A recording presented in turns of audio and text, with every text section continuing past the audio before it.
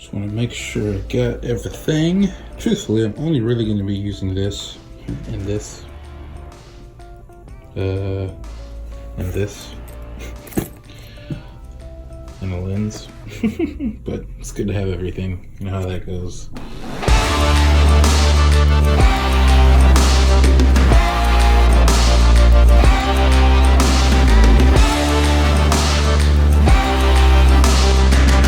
So we're going to be filming a quick interview with one of our past clients, Crystal Rowan with Hester Morris Orthodontics, and we're going to get her to share a little bit about the experience working with us and just share about the importance of identifying the intended audience in her project, because that's going to be a part of a series that I'm going to be putting out closer to later on in the summer, towards the end of it, and we really want to get her take on it. Here at Hester Morris now, we're going to do a quick setup of the gear and then get this interview going. We got to be out by like 1:30. It's 12:15 now, so gonna do a quick setup. Go.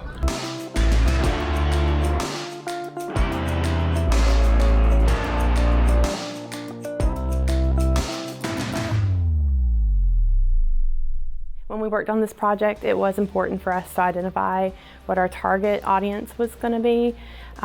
That way we knew that we were creating and communicating a clear and appropriate message to the right group. We had a series of conversations leading up to some meetings, and in those you asked lots of questions about what it was that we wanted to say as far as what the story was, which I'd actually not really thought that much about it until you said, hey, what story do you want us to tell? The meetings and the conversations, you were so thorough that I was like, wow, he really wants to get this right. So that was a big deal to us too, and I really do think that that made the ending, like the day that we filmed and the results, so much better because of that attention to the details. I'm glad that I was able to film Crystal Rowan at Hester Morris Orthodontics. They're a company that we worked with about a year ago in creating some promotional material for Hester Morris Orthodontics. But what's cool and something that I'm wanting to pinpoint is learning the importance of building the relationship versus just having a transaction. When I got to interview Crystal yesterday at their office, it was a little bit of a testimonial on that entire project that we worked on last year, probably around this time, just about a year ago. And a lot of the things that she mentioned that she enjoyed was the attention to detail.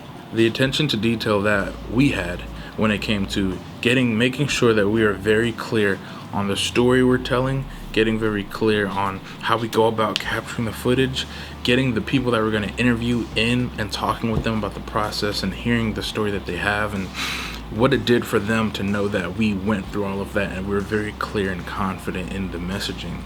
And you can look at that from a business perspective and says, yes, he's doing great business. But the truth of it is, one of the things that I'm learning time and time again is the value of the relationship more than just trying to get paid well. Here in Valdosta, it's a very Valdosta is one of those places where it's big enough so you're not like seeing the exact same people every day, but it's small enough to still have that community kind of a feel to it. That's a very big college town. The school, universities here, the high schools with the sports, it's very like team oriented, different colors of the different teams here. But being able to in your work recognize that the key thing is the relationship first. For example, when I come into meetings for the first time with whoever I'm working with, the first questions I'm asking is, how can I help? Like, you guys called me in to solve a problem. Like, what's the issue that you guys are having? And just being able to listen versus the mentality of, for example, I'm working on a project and we've only budgeted 4 hours and I know that I'm gonna have to put in 5 even though they've only budgeted for 4, and saying, well, I only did 4, so that's kind of it.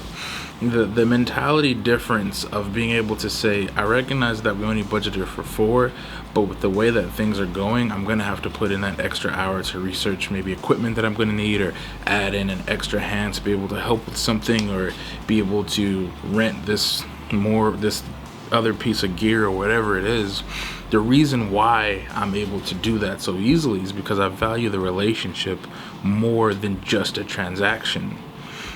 And at the same time, the things that Crystal said, if you notice, she didn't say anything about, I love that your cameras were filming at 1080p.